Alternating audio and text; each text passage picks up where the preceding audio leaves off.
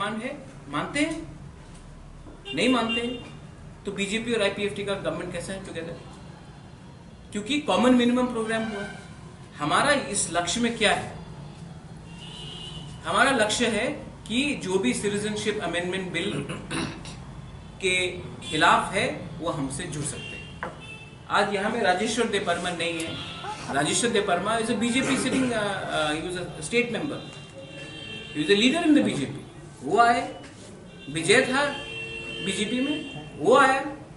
हम भेदभाव नहीं करते। अगर आप सीएबी के खिलाफ हैं तो आप हमसे जुड़ सकते हैं।